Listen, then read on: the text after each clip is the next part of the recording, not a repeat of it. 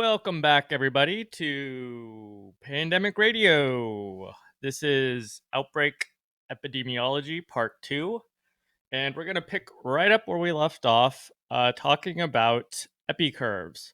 So, we're covering the stages or steps in an outbreak investigation, and we are at the point where we have essentially established that an outbreak is occurring. We have developed a case definition to be able to say whether some person is either a case and part of the outbreak or not. So, a set of clinical and symptomatic kind of criteria. Then we have we've begun counting all of the suspected cases. Once we have gathered a bunch of data on um, who we think our cases are, we begin doing descriptive epidemiology. And descriptive epidemiology is, again, using the numbers we've gathered to look for patterns by person, place, and time. And we've been talking about the importance of the time aspect of descriptive epidemiology. And we've gone through the importance of the epidemic curve, or the epi curve, as I like to call it. And at this point, the point is to really understand how useful a tool the epidemic curve is, which is essentially just a histogram of the number of cases over time.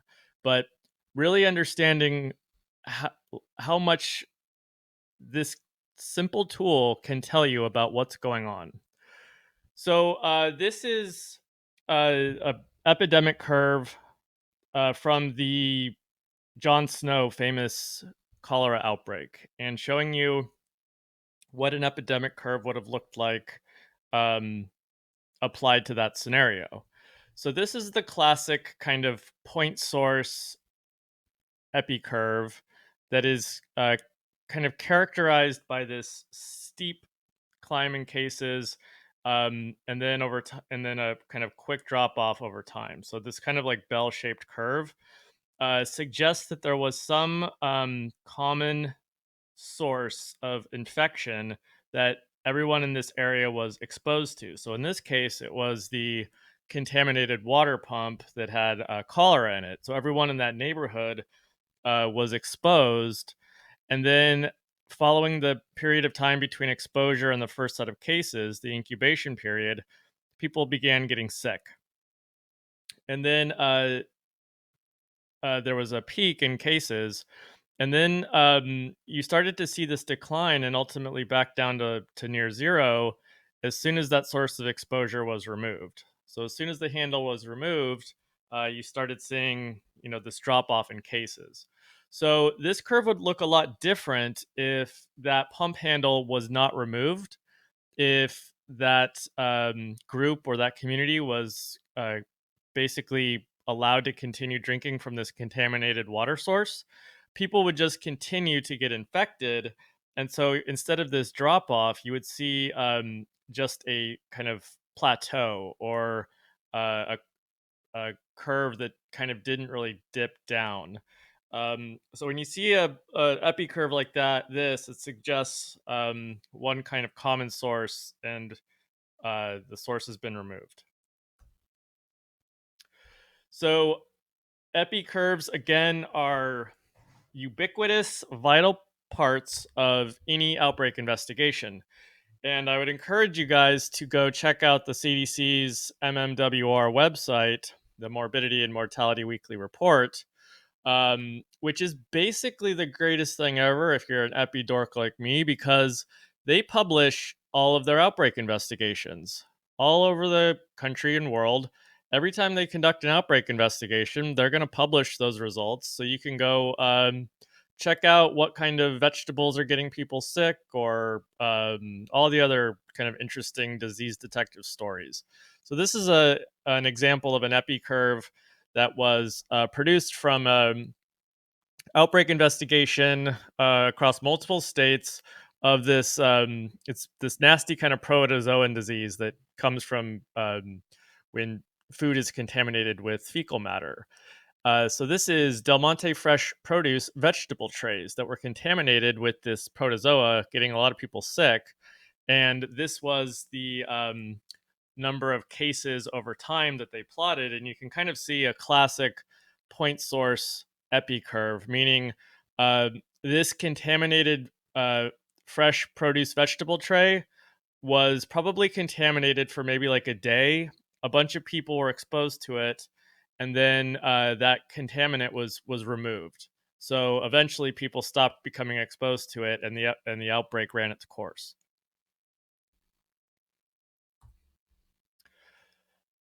A little more kind of relevant to our lives currently, and again, a big reason for why we are enjoying these epidemiology lessons virtually via pandemic radio rather than suffering through my attempts at drawing epi curves on the whiteboard in real life. As fun as that is, we have that to blame on the COVID-19 pandemic.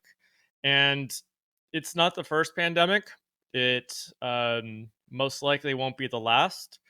And we know basically how pandemics run their course, and they follow a basic pattern that you can kind of break down the pandemic into a couple of phases. So the beginning of the pandemic, which is basically a gigantic worldwide outbreak, you see a typically sharp rise in cases. And this is what's happened with COVID 19 because it is a novel virus that is spreading in a population that has no immunity to it. So think of like a little spark of fire landing in a big open dry field. There's nothing really to slow that fire down or stop it. So you see a rapid increase in the fire. So if you were to develop like a vaccine, for example, that would be like putting some fire retardant or like a fire break in the field, and it would slow the spread of the flames down. So that's kind of where we're at right now. Eventually, you want to see this peak begin to go down. This typically happens once enough herd immunity is built up in the community, and or a vaccine is developed, which starts to push the new number of cases down. Um, so this is where we're at right now. This is the epi curve for COVID-19 as of April I think 15. But this shows epi curve kind of broken down by region.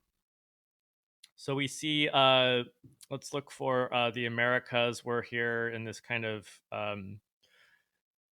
interesting, I want to say, kind of gross yellow. But anyway, you see the pretty rapid phase one. We go back, kind of phase one uh, point in the curve that we're at right now, which is this kind of rapid increase. And what we want to start looking for is when is this curve going to start flattening out and hopefully start decreasing. You see different countries maybe experienced the pandemic in different ways. You see the initial first kind of wave hit the Western Pacific and China. And then really the virus kind of made the jump and started spreading everywhere else. So all the other countries of the world are kind of in this similar phase here. Africa is actually a little kind of slower, and they're probably just beginning their phase one increase. So this is the epi curve for the United States, taken real time. I grabbed this photo just prior to jumping on this mic with y'all. And this shows the number of new cases per day in the United States. And when I hear the phrase new cases over time, I think, well, that's an epi curve. This is an epidemic curve. So, again, what are you looking for? Well, I'm looking for a bunch of information here. Uh, the magnitude. So, how big is this outbreak? Well, we know that it's gigantic, right? So look at the y-axis. You're talking of about 30,000, 35,000 cases. It's a gigantic outbreak. So what else are we looking for? We're looking for the shape. So steep increase in the number of cases suggests everyone was exposed basically at a short period of time. So once the virus started spreading, the exposure window was really narrow, and it really took off from there.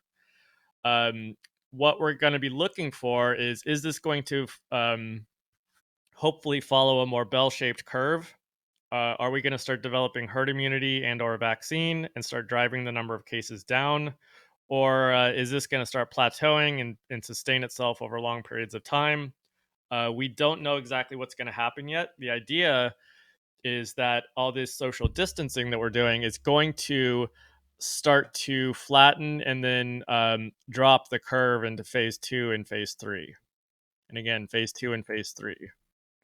So hopefully we're right kind of at the crest of phase two. The social distancing is meant to accelerate that phase and begin to drop us into phase three. So everyone has been talking about the flatten the curve. We got to flatten the curve. We got to stay inside. Everyone's getting a crash course in herd immunity and epidemiology. You guys can brag and say that you guys were learning about this stuff before it became popular. You were doing it before it became cool, and everyone was talking about it, right? You guys are ahead of the game. So this is essentially what we're talking about. This is epidemic curves. These are different types of epi curves depending on basically what we do to slow or spread out the transmission. So what we're essentially talking about is social distancing as a way of changing the shape of the epi curve. The idea is that without any kind of activities or behaviors to slow the spread of the virus, you're going to see a really steep increase in cases, which would overwhelm the healthcare system. If we're able to, let's say, go back to my fire in a field analogy, if we're able to put some kind of fire breaks in the field, the fire is still kind of spreading, but it's not just going out of control. It's spreading at a more kind of controlled and sustained pace. So that's the importance of time. And I spent a lot of time talking about time because it's very important in the outbreak investigation. Another important aspect is place. So the geographic distribution of cases is fundamentally important to understanding the outbreak. So understanding spatial clusters or hotspots tells us again about the geographic extent. So right now, if we were to map COVID-19, the geographic extent is everywhere. And if we were to look for patterns within this spread, clusters, etc., this provides us with important clues about the causes of the outbreak. So remember back to the John Snow cholera outbreak investigation. He found that cluster of deaths on the map, and it pointed him towards that one pump handle. So mapping and looking for geographic distribution during an outbreak investigation is a critical component. And for every good epi curve, I always like to look for a good map because I'm a big fan of the map. Okay, another aspect of descriptive epidemiology during an outbreak. Person. Are there patterns by person? Are certain groups of people getting sick more than others? Is this a disease affecting older people, younger people, people of certain occupations? What do we know about the people who are getting sick? And this helps us understand basically who's at risk for the disease. Okay, now that we've collected a bunch of data, we have some figures, we have some epi curves, maybe some maps, maybe a good descriptive table telling us how many, um, you know, males, females, the age, etc. Uh, we can start looking at that and asking why, right? So why are the number of cases clustered in this area? Why is it increasing like it is? Why is it affecting one group more than another? Here's where we now develop a hypothesis. Okay. So if we're looking at a foodborne outbreak investigation, for example, we might start to form a hypothesis like, well, I think it has to do with the salad bar from the Whole Foods, because that's what the patterns in the data are starting to tell us. So the hypothesis you form during an outbreak investigation needs to include what you think the source of the agent is, how it's spreading, and then how people were exposed to it. Okay.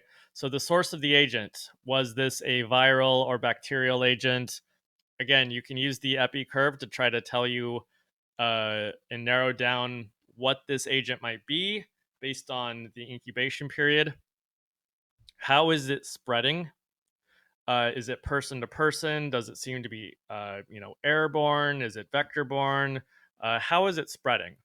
And then how are people becoming exposed to it? So is it, if it's a foodborne outbreak, what are they doing to expose themselves to the pathogen? Is it, the salad bar or what? So your hypothesis should hit on all of these things.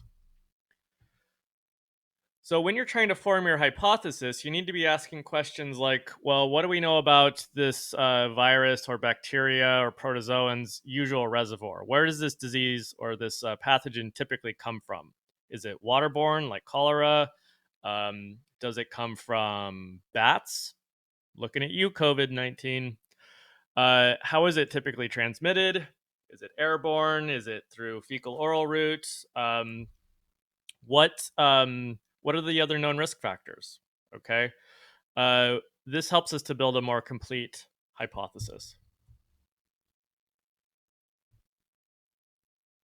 So again, this uh, development of a hypothesis is not possible without good descriptive epidemiology. We need to be able to count everything up and look for patterns. It's all about patterns.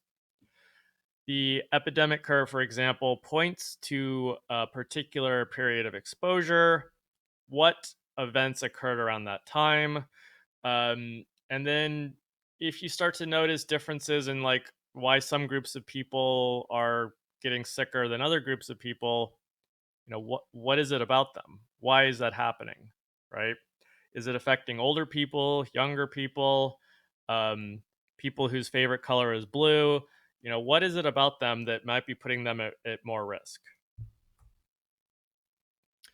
Okay, now on to the fun part, the really fun parts, choosing a study design. So, you have a hypothesis. You think that you have identified a possible agent. You think you know how it's spreading, and you have an idea of um, what might be causing it. So, how do you test this hypothesis? Well, you run a study. You do an epidemiological study, and we learned about four in this class: the randomized control trial, the experimental study design, the gold standard, the creme de la creme, the best of the best, the RCT. Often not a very good fit when trying to identify the source of an outbreak because there are ethical implications, right? You can't go exposing one group to E. coli and another group to a placebo, right? So we typically turn to one of the observational study designs that we learned about, either the cohort study or the case control study.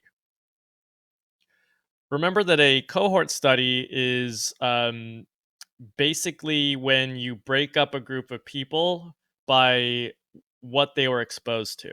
Okay. So you can compare a group of people who live in a certain neighborhood by who ate at Whole Foods salad bar last week versus those who didn't. Okay. Who was exposed and who was not. Okay. This is a good study design for outbreak investigations that are suspected to have occurred at a specific like event. So typically when there's like outbreak investigations on cruise ships, you see cohort studies done because basically you can really identify who the population is Because, for example, if it's a cruise ship, you know that your study population is, everyone who had a ticket to the cruise ship. So then you can basically split up your population by who you think maybe was exposed. Case control studies are a common study design because typically with an outbreak, all you have to go on is you have a group of sick people, right? Then you're trying to basically work backwards and say, well, what made them sick to begin with? Okay. So in an outbreak, you can compare a group of sick cases to a similar group that is not sick. This helps you start to identify, quantify, put numbers to potential risk factors. And another way of saying this is it allows us to calculate risk specific attack rates. And this is just a fancy way of basically saying incidence rate. So let's say that I'm doing a case control study or a cohort study, and this is just basically an extension of that 2x2 table we've seen. We're basically comparing all the people that are sick with a similar group of people that are not sick. And let's compare like a few different possible risk factors. So maybe we're conducting an outbreak investigation at, uh, like a company picnic, and everyone who was at the picnic, ate from this, kind of picnicky spread, and we know that a certain number of these people that attended this picnic got sick, and then we're going to compare them to the other people who did not get sick. Okay, then we're going to look for differences in their possible exposures. Okay, so maybe our hypothesis here is that we think it was contaminated food that got people sick. So we're going to compare all the different things that people ate. Okay, so we went around and collected data from everyone in the study. We went around and asked all the cases, "Hey, what did you eat?" We went around and asked all the people who were not cases or not sick, "Hey, what did you eat?" And then we put the numbers in a table so we could calculate it. So for salad, for example, 15 of the people who got sick ate the salad, and 39 of the people who did not get sick ate the salad. So that means that 54 people total ate salad, 15 of them got sick. That's a 27.7% attack rate. Okay. So do that with each possible risk factor, and that starts to help you narrow down the possible source of exposure. Okay. So the reason why, it's not like just 0% for all the food items that weren't actual risk factors is because, usually you put a lot of different types of food maybe on your plate. So it's hard to just kind of narrow one thing down. What you're looking for is like one thing to stand out or stick out more than the others. So in this case, we see that coleslaw has the highest attack rate compared to the others by quite a bit. So the evidence is starting to suggest here that coleslaw might be the cause of all this. So I'm going to take coleslaw and I'm going to calculate an odds ratio. And because let's say this is a case control study, I can basically break down everyone who was at the company picnic into one of four groups. If you got sick and you ate coleslaw, you go into this first bin. If you did not get sick and you ate coleslaw, you go here, and so forth and so on. Remember the simple calculation for an odds ratio, and I get a 9. Those who ate coleslaw were 9 times as likely to be a case as those who are not. Okay, so basically, there is a relationship between coleslaw consumption and disease, and it's a pretty large positive association. Okay, so coleslaw seems to be the culprit here. So that's kind of outbreak investigation in a nutshell, and this is just kind of a funny Snapple fact. that typically when you learn about outbreak investigations in school, I know when I did in grad school, it always seemed to be the coleslaw. It was like, in all the examples all my professors would teach us, it was always the coleslaw. It's like they were always picking on the coleslaw. So I was curious. I'm like, well, is it just like a weird epidemiology professor thing to like be hating on coleslaw? Well, apparently not, because there's actually a change.org petition circulating around trying to basically ban the consumption of coleslaw in the United States. Um, I personally love coleslaw, so not encouraging any of you guys to go sign this petition, but just thought I'd put it out there. So that is kind of the nuts and bolts of how do you solve an outbreak. It it's a series of kind of steps that are basically utilized for a wide range of things, and it's kind of what epidemiologists are sort of known for. I think if you asked someone in the general public, what do you think an epidemiologist does? They might think of like this disease detective who's going around solving like outbreaks. And there are actual epidemiology disease detectives. Um, if you want to go around and professionally solve outbreaks, if you want your job to be an outbreak investigator, uh, you can do that. That is a thing. And the most prestigious and premier group of outbreak investigators are epidemiologists with the CDC. The specific unit is called the Epidemic Intelligence Service, or EIS, and they're known as the disease detectives. So, whenever there's an outbreak in the United States, the CDC sends out Epidemic Intelligence Service officers who are trained epidemiologists to conduct an outbreak investigation. They follow the same steps that you guys just learned about. So, I want to just kind of, uh, make you guys aware that this is a thing. It is a highly competitive program. You typically need an advanced degree like a PhD or an MD or a DVM, like a veterinary degree, and it's really prestigious and hard to get into. I applied for it after I got my PhD.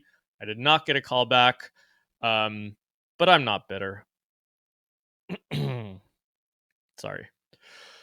Anyway, so this is just some of the fun things that outbreak investigators can look for. So it's not just limited to coleslaw and company picnics. These are some of the other kind of weird and interesting things that outbreak investigators do. And I posted some videos that I really encourage you guys to watch on the website that'll help you answer a few of these important questions, like how do epidemiologists catch bats? How do epidemiologists protect themselves from snake bites? What's the deadliest disease in the world? And do you have to possibly investigate that? And why would an epidemiologist ever need a squirt gun in his or her toolkit? Interesting. So check out the YouTube video. This is a really cool little like mini documentary about the different types of epidemic intelligence service officers, aka disease detectives, and the work that they do. So this is really really cool, like classic epidemiology stuff, and it's a lot of fun. So check it out. So that's outbreak investigations.